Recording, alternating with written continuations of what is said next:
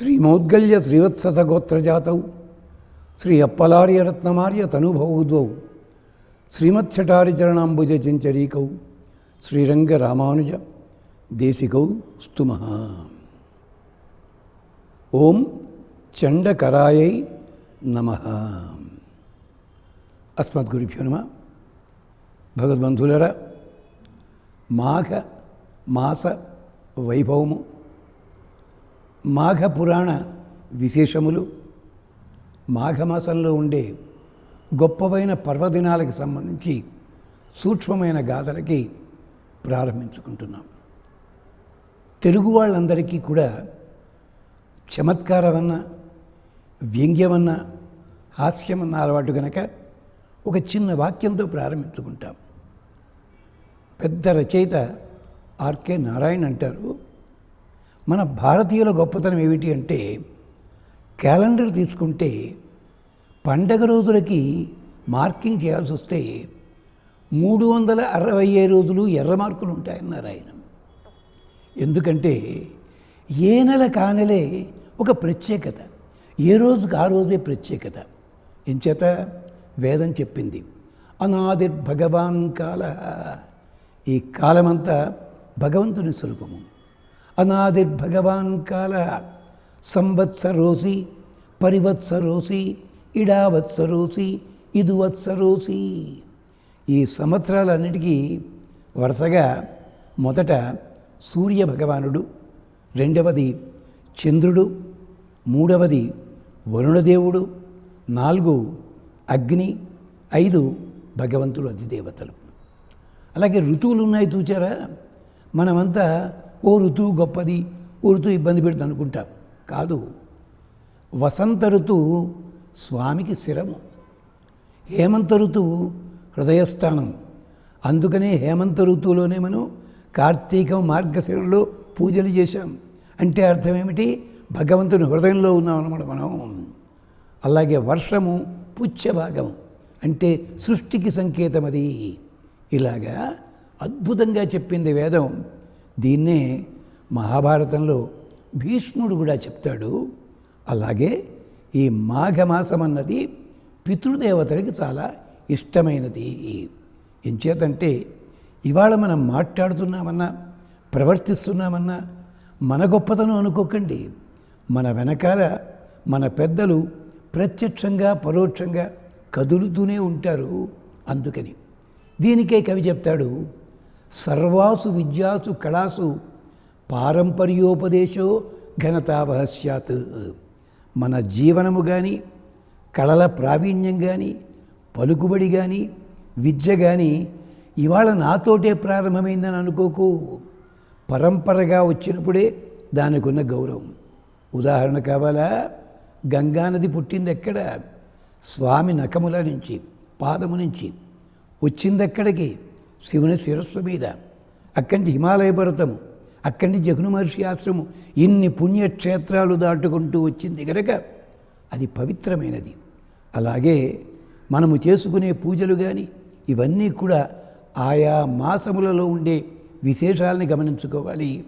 అందుకని అంటున్నాం, మాఘమాసం అంటే మన పాపములన్నీ కూడా తొలగించేది. ఇలాంటి మాఘమాసంలో మనకి ప్రధానంగా పెద్దలు చెప్పింది ఏమిటి అంటే, మొట్టమొదటిగా నువ్వు ఉదయాన్నే, అంటే కాస్త సూర్యుడు ఉదయిస్తూ ఉన్న సమయంలోనే మెళకువ తెచ్చుకుని ముఖ ప్రక్షాళనాదులు చేసుకొని స్నానం చెయ్యవయ్యా. స్నానం ఎక్కడ చేయాలి? ప్రవహించే నీటిలో చేయాలి. అనగానే మీరు నుదులు చిట్లిస్తారు. అయ్యా, కాలవగట్టునో నది ఒడ్డునో ఉన్నట్టయితే ప్రవహించే నది ఉంటుందండి. పల్లెటూళ్ళు అయితే చెరువులు ఉంటాయేమో. మరి పట్టణవాసాలు ఎలాగండి? ఓహో, దానికే మనకి పురాణాలు చెప్పాయి, వేదము చెప్పాయి. ఇలాంటి రహస్యాలే మీకు చెప్పుకోబోతున్నాం. ఎందుకు ప్రవహించే నీరో తెలుసునా? ముందు మాట్లాడుకుందాం. ఒకప్పుడు అంగిరసులనే మహర్షులు ఉండేవారు. వాళ్ళు చాలా గొప్పగా తపస్సు చేశారు. వాళ్ళంతా అగ్ని సంబంధమైన వాళ్ళు.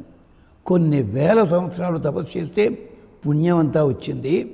పుణ్యం వచ్చిందాకా ఉండి సాక్షాత్తు బ్రహ్మదేవుడు ఇంద్రుడిని పంపిస్తే మీకు ఊర్ధ్వలోకాలు ఇస్తామయ్యా అన్నట్ట.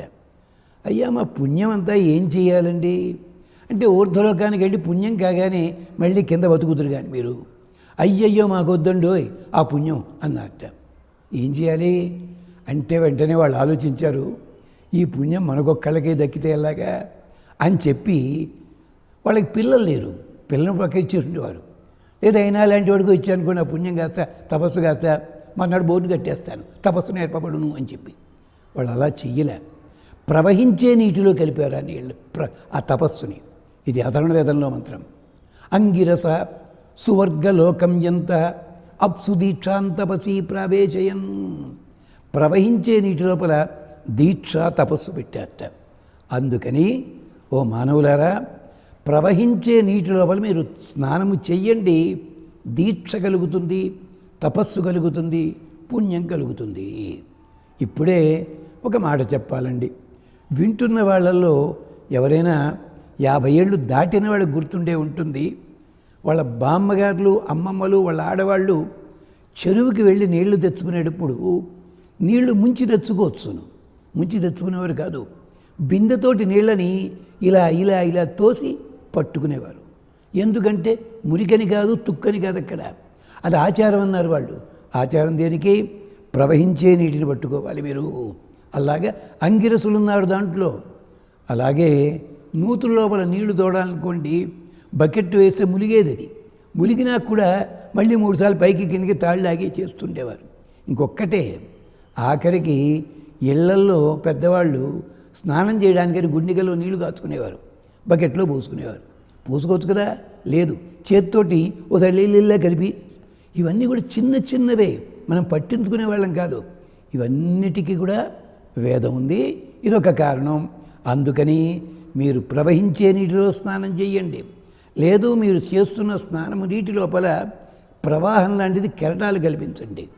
ఇలా కాకుండా పుష్కరుడని వరుణదేవుని కొడుకు పరశురాముడికి, మనకందరికీ తేలిక పద్ధతులు కావాలి కదా, పరశురాముడికి చెప్పాడు, నాన్న ఓ పని చెయ్యి, నిలకడ నీటి ఉన్నట్టయితే పాత్రలోనో బిందెలోనో అలాగా ఒక 11 ఆవగింజలు వెయ్యవయ్యా, సరిపోతుంది. అప్పుడు నువ్వు ప్రవహించే నీటిలో గంగలో యమునలో శతద్రులో అక్కడ స్నానం చేసి వెళ్తాం. దీని పేరేమిటో తెలుసునా? సర్షప స్నానము. విన్నావా ఎప్పుడైనా ఇది? ఇలాంటి వాడు చెప్పారండి. అందుకని మాఘమాసంలో ముందుగా ఏం చేయాలి?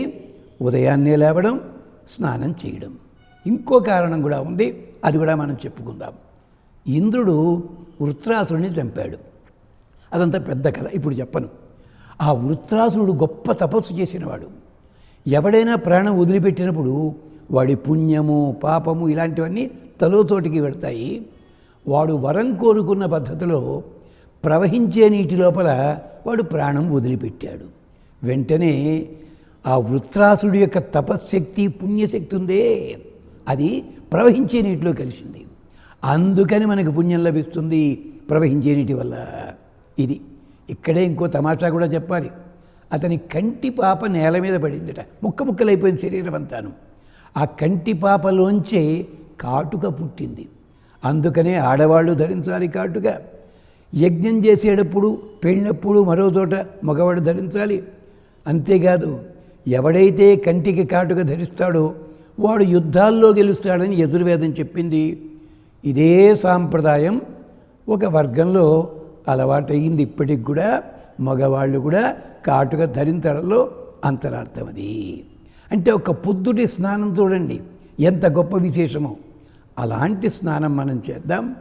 దీంట్లో ఉన్న ఇతర విశేషాలను కూడా మళ్ళీ చెప్పుకుంటూ, అప్పుడు మాఘమాసంలో స్నానానికి ఉన్న విశేషాలు ఇలాంటివి చేసి ఎవరెవరైతే పుణ్యలోకాలు పొందారు, ఎవరికైతే మంచి జరిగింది, అది కూడా మాట్లాడుకుందాం.